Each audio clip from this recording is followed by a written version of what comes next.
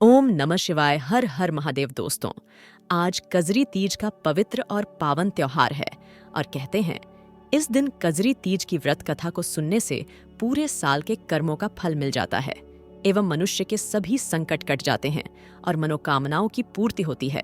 तो आज हम आपको सुना रहे हैं कजरी तीज की बड़ी ही दुर्लभ कथा। तो इस कथा को पूरी श्रद्धा और प्रसन्नचित मन से पूरा अवश्य सुनिएगा। दोस्तों, शास्त्रों के अनुसार भाद्रपद मास की कृष्ण पक्ष की तृतीया तिथि को कजरी तीज मनाई जाती है। इसे कजालिया और सातुड़ी तीज के नाम से भी जाना जाता है। जिस तरह हरियाली तीज और हरतालिका तीज महिलाओं में लोकप्रिय है, ठीक उसी तरह कजरी तीज भी बहुत खास होती है। विवाहित महिलाएं इस दिन पति की लंबी आयु और वैवाहिक जीवन में सुख की प्राप्ति के लिए निर्जल व्रत रखकर शिव शक्ति की पूजा कर नीमड़ी माता की आराधना करती है। तो दोस्तों, आइए जानते हैं साल 2024 में कजरी तीज व्रत की सही विधि पूजा का शुभ मुहूर्त पूजा विधि और इस व्रत के जरूरी नियम क्या है। दोस्तों, इस बार कजरी तीज पूजा के लिए तृतीया तिथि का प्रारंभ बुधवार 21 अगस्त 2024 को शाम 5:06 से होगा और तृतीया तिथि का समापन 22 अगस्त 2024 गुरुवार को दोपहर 1:46 पर होगा। ऐसे में कजरी तीज का आरंभ 21 अगस्त को हो जाएगा। वहीं सूर्योदय तिथि के आधार पर 22 अगस्त को भी कजरी तीज का व्रत मान्य रहेगा। आप सुबह उठकर कजरी तीज पूजा करके इस त्योहार को मना सकते हैं। दोस्तों, कजरी तीज के दिन सुहागन महिलाएं सुबह जल्दी उठकर स्नान करें और लाल या हरे रंग के कपड़े पहनें। कजरी तीज व्रत का संकल्प लें, फिर पूरे दिन निर्जला रहकर व्रत करें। यदि सेहत संबंधी समस्या है या महिला गर्भवती है तो वह फलाहार करके कजरी तीज का व्रत करें। इसके बाद नीमड़ी माता की जल रोली और अक्षत से पूजा करें। उन्हें मेहंदी और श्रृंगार सामग्री, फल फूल मिठाई अर्पित करें। फिर माता पार्वती और भगवान शिव की पूजी करें। पूजा का पूरा फल पाने के लिए ब्राह्मणों को भोजन कराएं और दान दक्षिणा दें। फिर बड़ी महिलाओं के पैर छूकर आशीर्वाद लें। रात में चांद निकलने से पहले पूरा श्रृंगार करके चंद्रदेव का अर्घ्य दें। इसके बाद व्रत खोलें। तो आइए अब शुरू करते हैं। कजरी तीज की पहली कथा। एक गांव में एक गरीब ब्राह्मण रहता था। उसकी पत्नी भगवान शिव मां पार्वती का पूजन किया करती थी। जब भाद्र मास के कृष्ण पक्ष के कजरी तीज आई तो ब्राह्मणी ने तीज माता का व्रत रखा। उसने ब्राह्मणों से कहा कि मैंने तीज माता का व्रत रखा है, मुझे पूजन के लिए सत्तू चाहिए, आप कहीं से चने के सत्तू ले आओ। तब ब्राह्मण बोला, मैं सत्तू कहाँ से लाऊं? ब्राह्मणी ने कहा, मुझे सत्तू चाहिए, चाहे आप चोरी करें या ढाका ढेल, लेकिन मेरे लिए सत्तू लेके आए। रात का समय था। ब्राह्मण घर से निकलकर साहूकार की दुकान में गया। उसने साहूकार की दुकान से चने की दाल, घी और शक्कर लिया और उन्हें 1.25 किलो तोल लिया और इन सब से सत्तू बना लिया। जैसे ही वह जाने लगा, वैसे ही आवाज सुनकर दुकान के सभी लोग जाग गए और जोर जोर से चिल्लाने लगे। इतने में ही साहूकार आया और ब्राह्मण को पकड़ लिया। तब ब्राह्मण ने कहा कि मैं चोर नहीं हूं, मैं तो एक गरीब ब्राह्मण हूं।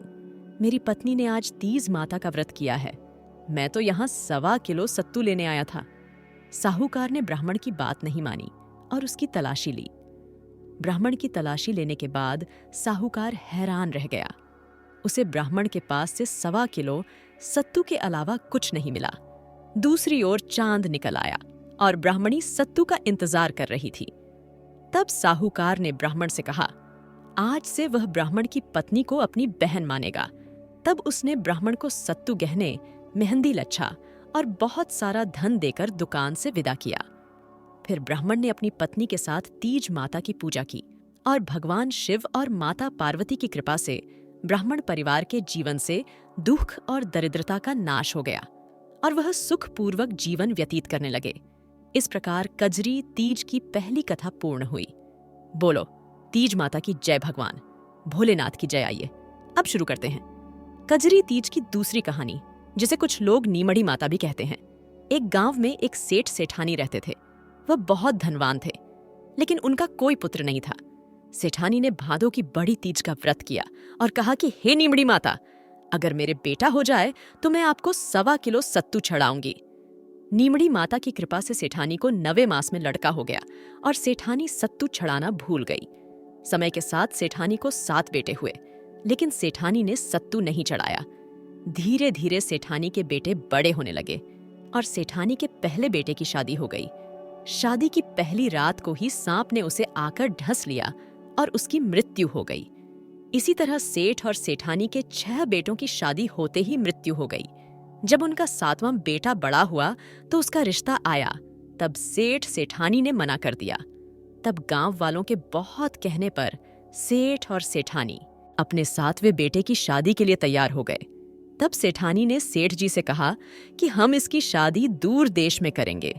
तब सेठ जी अपने बेटे की सगाई करने के लिए घर से चल दिए और बहुत दूर एक गांव में पहुंचे।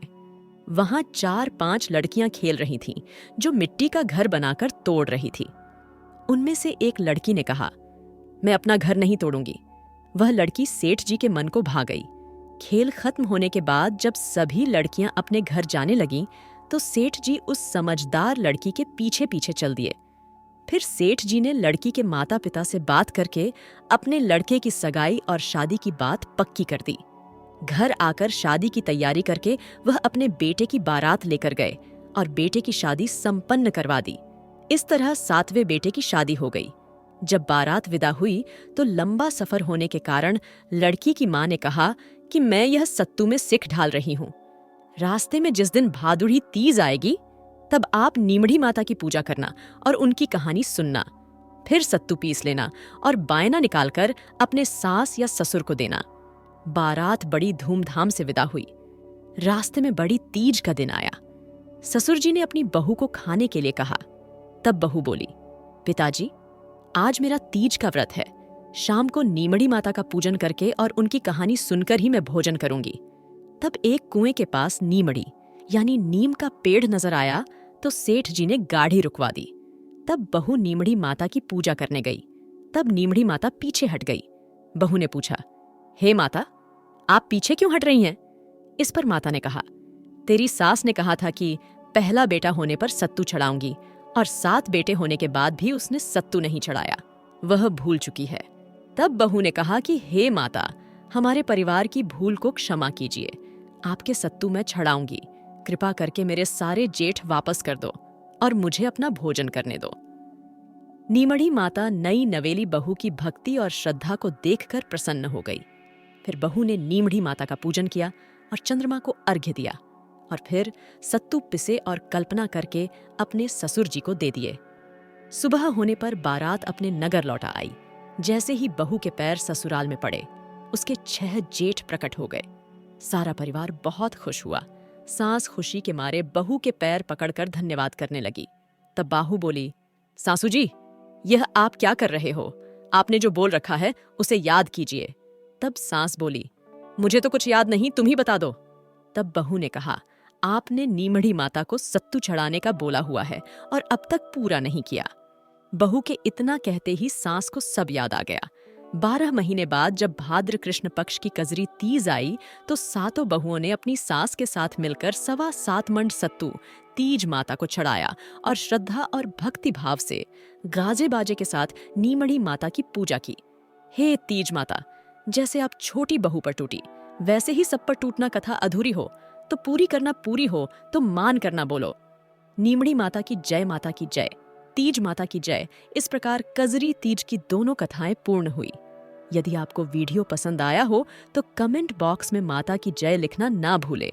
आप सभी का हार्दिक धन्यवाद। जय तीज माता।